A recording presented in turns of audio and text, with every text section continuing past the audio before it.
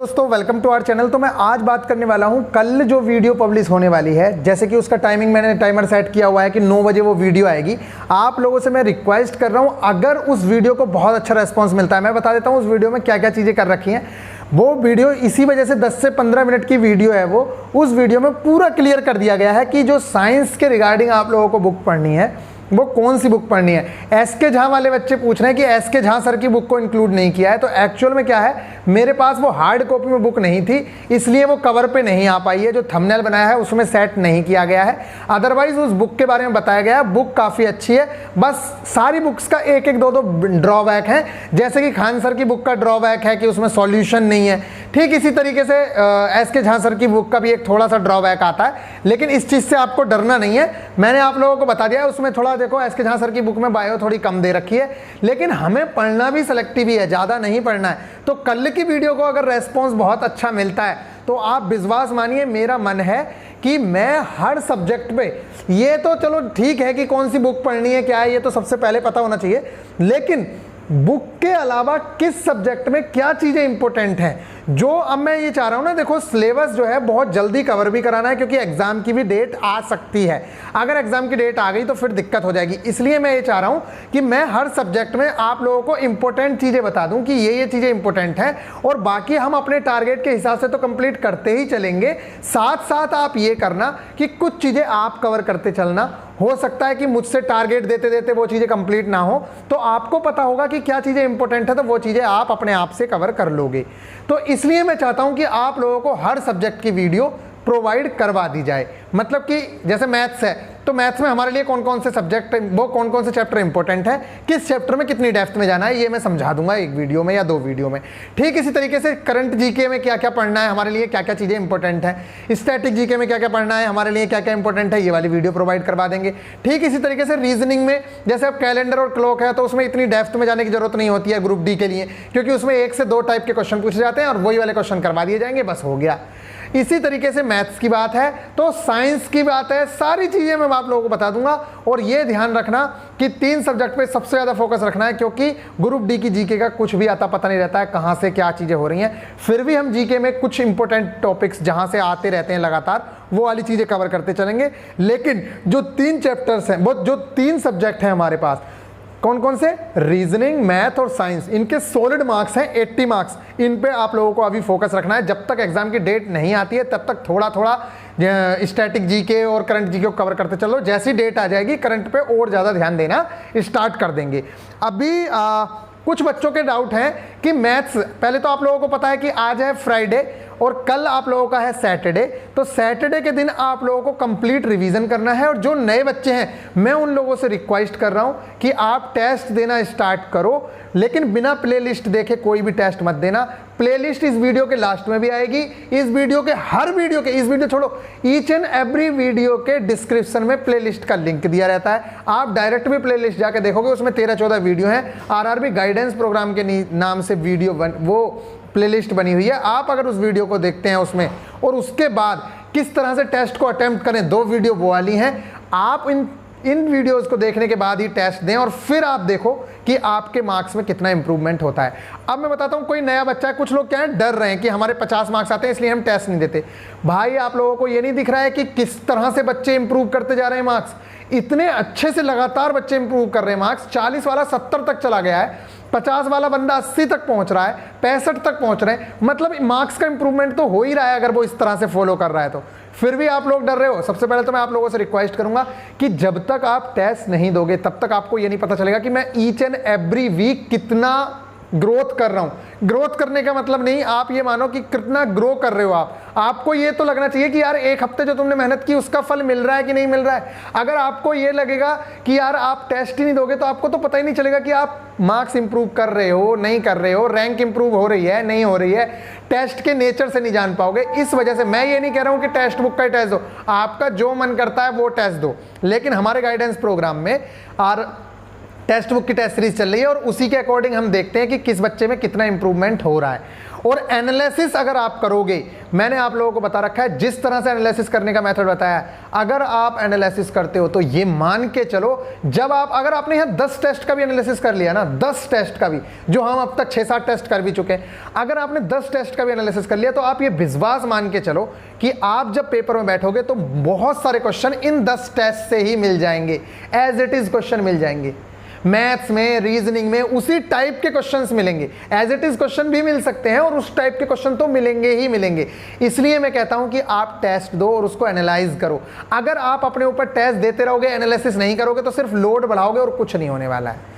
ठीक है, बच्चों ने क्या कर रखा है, पूरी टेस्ट बुक खत्म कर दी, अभी कितने मार्क्स आ रहे हैं, 55, 60। तो ऐसे करके क्या फायदा, उससे अच्छा तो 10 ही टेस्ट लगाता, लेकिन बंदे ने पूरी तरीके से एनालिसिस कर लिया होता तो बड़े आराम से सिलेक्शन तक पहुंच जाता। आज अगर जिन लोगों ने टेस्ट सीरीज खत्म कर दिया और वो अगर 70 से नीचे हैं तो उन्होंने बहुत गलत तरीके से टेस्ट सीरीज दी है। इस तरीके से टेस्ट सीरीज नहीं दी जाती हैं। जब तक आप टेस्ट सीरीज देने के बाद एनालिसिस नहीं करोगे उसका कोई फायदा नहीं है। कितने भी टेस्ट देने दे रहे ना, जितना मन करे उतने टेस्ट देना, लेकिन उनका कोई रिजल्ट निकलने वाला नहीं है।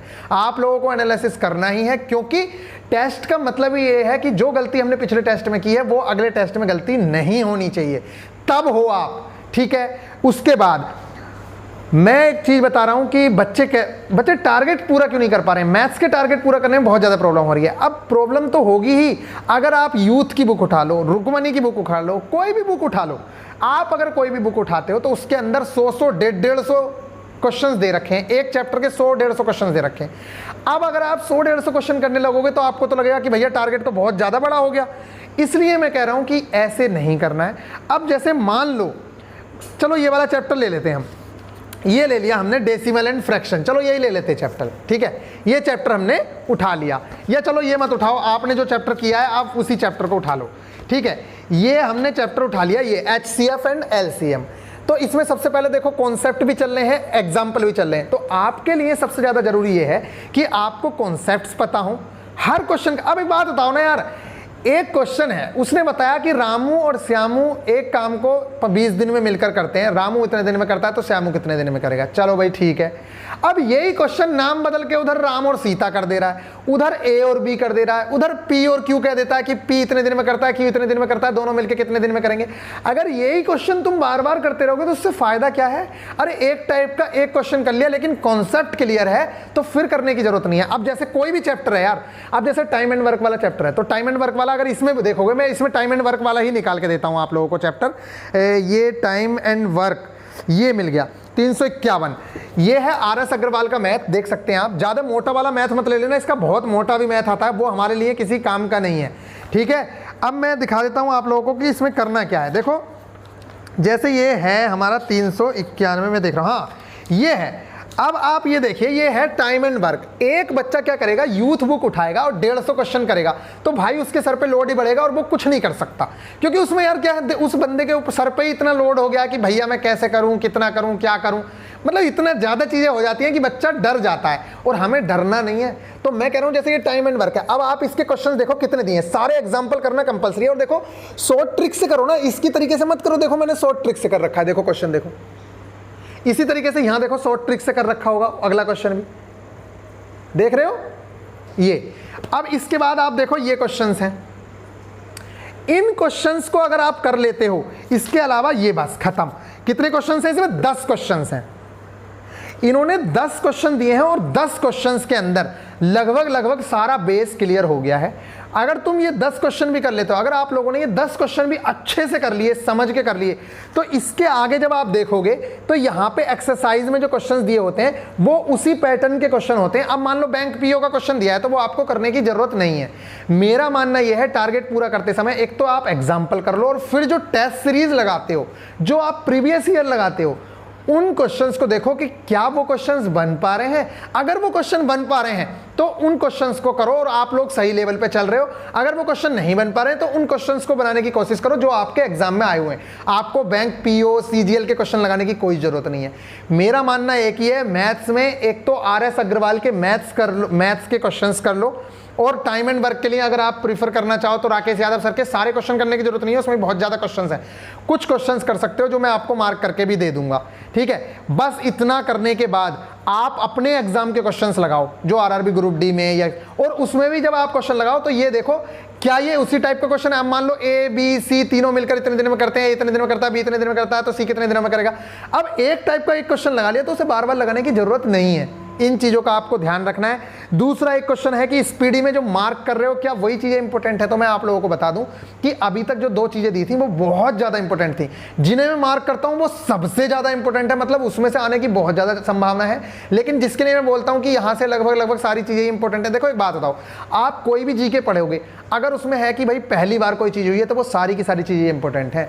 अगर 2020 या 21 में कोई चीज पहली बार हुई है तो वो आप लोगों के लिए इंपॉर्टेंट है। बाकी जीके छोड़ सकते हो लेकिन उसे कवर जरूर करो, ठीक है। ऐसे कोई महिला की नियुक्ति हुई है, कोई वुमेन की कहीं पे नियुक्ति हुई है तो वो आप लोगों के लिए इंपॉर्टेंट होती है।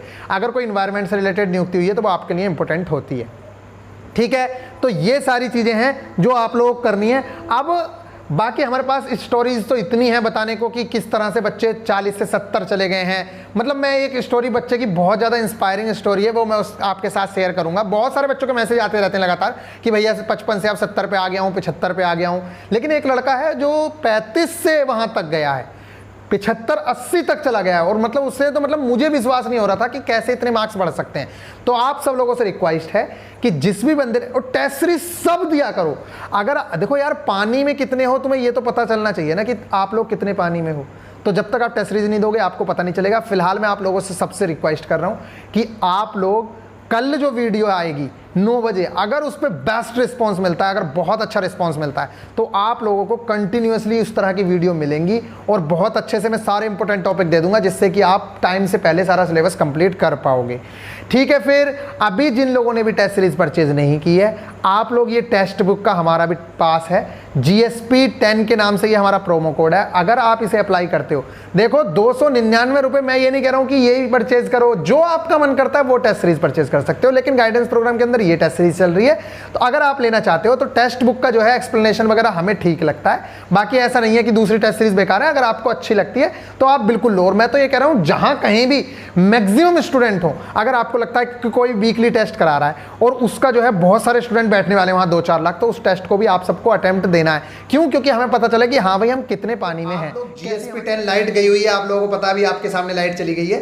तो GSP 10 अगर आप लोग यूज करते हो तो आप लोगों को टेक्स्ट बुक पे 10% का ऑफ मिल जाएगा। और अगर आप टेस्ट सीरीज लगाते रहते हो कंटिन्यूसली तो विश्वास मानो, आप लोग उन बच्चों से पूछो जो लोग टेस्ट सीरीज में, मेरे भी टेस्ट मतलब BIP गुरुजी के नाम से स्पेशल टेस्ट आएंगे जिनका लुत्फ भी आप उठा पाएंगे, मतलब वो वाले जो टेस्ट होंगे उनका भी लुत्फ उठा पाएंगे, ठीक है। तो बहुत अच्छे से टेस्ट सीरीज उनकी भी चल रही है। बाकी चीज़ें मैं आप लोगों को भी प्रोवाइड कराऊंगा। और टेस्ट अगर नहीं दोगे ना तब मज़ा नहीं आता है, क्योंकि आप लोगों को पता होना चाहिए कि जब हम टेस्ट देते हैं तो हमें पता चलता है कि हमारी असली औकात क्या है। हमें ये पता चलता है जब से घर से बाहर निकल के जाते हैं ना, तब पता चलता है कि यार कितने बड़े बड़े शहंशाह पड़े हैं। इसी तरीके से वहाँ है कि जब ऑल इंडिया लेवल पे आप सारे बच्चों के सामने टेस्ट लगाते हैं तब आपको पता चलता है कि यार मैं तो अभी कुछ भी नहीं हूँ। जबकि आपको कोचिंग में लग रहा होता है कि आप कोचिंग में तो टॉपर हो, 100 बच्चों की कोचिंग है उसमें आप टॉपर हो, लेकिन वहाँ पर पता चला कि आप कहीं भी नहीं हो। इसलिए मैं कहता हूँ कि टेस्ट सीरीज लगाओ, एग्जाम के नेचर के पास में पहुंच जाओगे कि किस तरह से एग्जाम में बैठना है, कैसे क्या चीज़ें करनी है। हम लोगों का जो टेस्ट है वो मैं टेस्ट डिसाइड करूंगा कल, और आप लोगों को बता दिया जाएगा संडे के दिन, और संडे की इवनिंग में वो टेस्ट होने वाला है। जो भी लोग टेस्ट देना चाहते हैं वो लोग जरूर से जरूर टेस्ट दें, लेकिन उससे पहले जब तक प्लेलिस्ट नहीं देखोगे आपको कोई फ़ायदा नहीं होगा। आप लोग प्लेलिस्ट देखने के बाद ही टेस्ट दें। और कैसे एनालिसिस करना है, क्या है, किस तरीके से टिप्स एंड ट्रिक्स अपनानी है, उसके लिए वीडियो बनी हुई है, आप देख लेना और वो वीडियो से जरूर टेस्ट दें। मिलेंगे फिर नेक्स्ट वीडियो में, तब तक के लिए बाय, टेक केयर।